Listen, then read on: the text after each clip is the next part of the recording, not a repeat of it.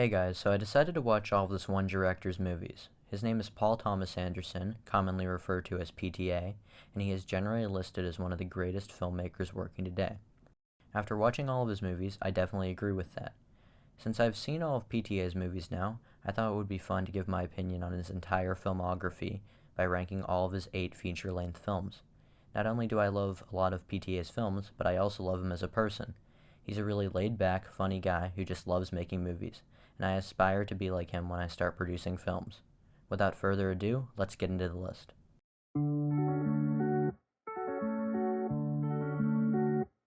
Starting off at number 8, I think Inherent Vice is PTA's weakest film. It just really didn't grab me in the way many of his other films do. The story is so confusing that one viewing probably isn't enough to warrant me talking about it, which I think is bad. I feel like a movie should be able to be fully enjoyed on the first watch. While second watches should be able to add to the first viewing experience, they shouldn't be a necessary part of watching the film. The plot was so complex that I could really only follow it vaguely. The reason why the plot doesn't work for me is because a lot of the story isn't happening on screen. It's just happening through the dialogue of the characters. Many characters are only seen a few times, so when they are brought up constantly by other characters, it is often confusing to what person that character is referring to.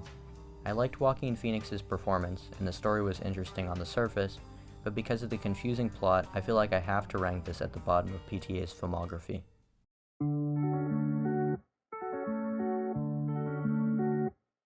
Unfortunately, I couldn't put this at number 8 because I think it slightly edges out Inherent Vice, so at number 7 we have Hard 8, PTA's first feature film. Hard 8 isn't necessarily bad, it just isn't captivating to me. I'd label this movie as pretty basic and run-of-the-mill, which I think separates it from the rest of PTA's work. The characters had charm, but not enough for me to connect to any of them in a real way. I feel like Philip Baker Hall has a really good performance, but the rest of the cast is somewhat lacking. This is just such an average movie in my opinion, which is of course expected of a first feature film.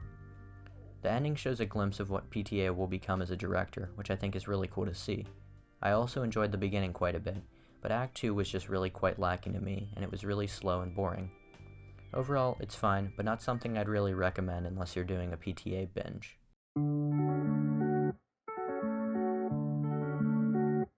Phantom Thread is honestly a really good example of a film that is technically perfect. PTA cinematography is absolutely beautiful, the acting is fantastic by both Daniel Day-Lewis and Vicky Krieps, the score by Johnny Greenwood is enchanting, and the story is extremely emotional. Everything works, except for the fact that I couldn't really connect with any of the characters very well at all. I've never gone through anything like what happens in the movie, so relating to what was happening on screen was extremely difficult. This caused me to not really be invested in the narrative at all, making the film kind of dull to me. I think if I was older and had more experience in observing real relationships, I would be able to connect a lot more with this movie. I completely understand if you think this movie is a masterpiece. This movie throws everything at the wall, and it really just ended up not sticking for me. By the way, this movie really reminded me of Portrait of a Lady on Fire, which I saw very recently, so if you love that movie, I almost guarantee you'll love this one.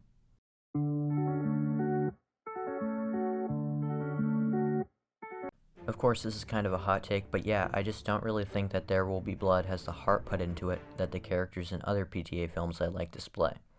This is probably because the main character here basically has no heart, and just desires money and power above all else, but this made me not really be able to connect to him. When the main character is the antagonist, the viewer doesn't really have anyone to root for. Of course, the acting is some of the best I've ever seen. Daniel Day-Lewis and Paul Dano give the best performances of their respective careers, and the score throws you into the movie headfirst and never lets go. The cinematography is perhaps the best I've ever seen. The only thing that kind of falls a bit flat for me is the overall narrative, since the audience doesn't really have anyone to root for. Some of the middle just didn't really have very much going on and was a bit bland for me. Besides those minor complaints, the movie is quite incredible, and I would definitely recommend checking it out if you want to see one of the technically best movies ever put to the screen. I've also only seen this movie once, and people say it gets better the second time, so if I do watch it a second time, this might move up on the list for me.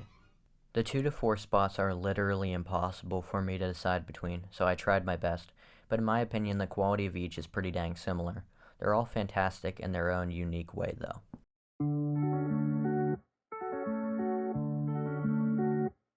Punch Drunk Love is a unique film in its own right because it uses Adam Sandler's usual crazy character and adds so much depth to the character through the use of amazing writing and dialogue. I'd say that this is honestly Sandler's best performance ever, and I'd say it's honestly even a step ahead of his performance in Uncut Gems. The way Sandler presents Barry Egan on screen is flawless. This movie is also definitely PTA's funniest, and honestly, one of the funnier comedies I've seen in my life. Again, this is because of the writing and how Sandler portrays Barry Egan. The comedy is quirky, and I think it really works because the story itself is really quirky. The romantic comedy genre is usually stale, like a Hallmark Christmas movie, but PTA manages to make a romantic comedy that leaves a lasting impression even a while after you've watched it. I've decided to put this at number 4 only because I honestly didn't really love the ending, and it sort of left me not feeling as much emotion as I had in the beginning and middle of the film. But yeah, this is still really a fantastic movie, and I highly recommend it to pretty much anyone. It's got pretty much everything you could look for in a movie. Comedy, drama, romance, and the music sucks you in because John Bryan is a master at what he does.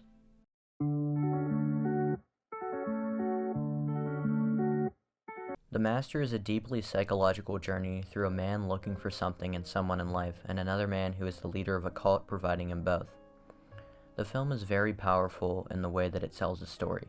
The music, the cinematography, the performances by Philip Seymour Hoffman and Joaquin Phoenix, all of these aspects of the movie force the viewer to be absorbed into the all-too-real world that the film presents, a world which is based on our own.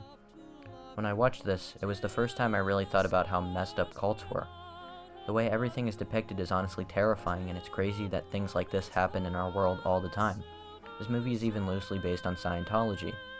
Again, this is another technical masterpiece. Some of the best cinematography and performances ever, and a great score to back it up. I put this higher than There Will Be Blood simply because I was way more invested in the characters, and the movie made me think about the plot deeply and connect to it in real life. I definitely would recommend this to anyone who wants to watch a deeply psychological and philosophical drama. It is fantastic.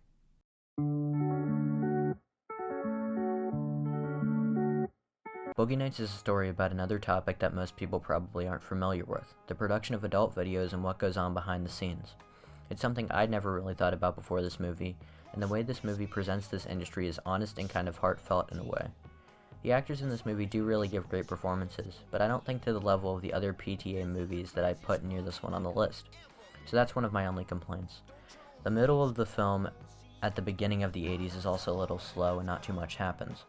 However, the reason why I put this film above The Master and Punch Drunk Love is simply because the last 45 minutes of this movie are perhaps the best 45 minutes of film I've ever experienced. It's literally such a ride, and my eyes were glued to the screen the entire time.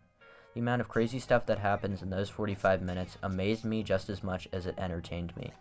It's some of the best writing and filmmaking I've ever witnessed. Just for those last 45 minutes, I'd highly recommend you check this one out. It's just too good to describe with mere words. You've just got to see it with your own eyes.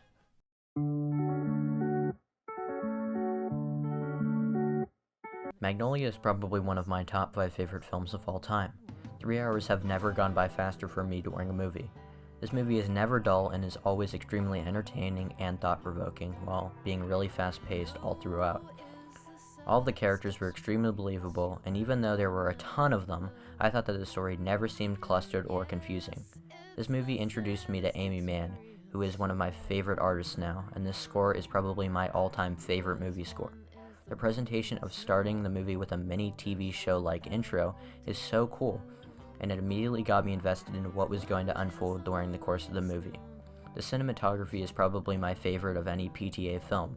It may not be the absolutely best shot from a technical standpoint like The Master and There Will Be Blood, but I think the cinematography brings out the emotions of the characters in the story better than almost any other film I've ever seen.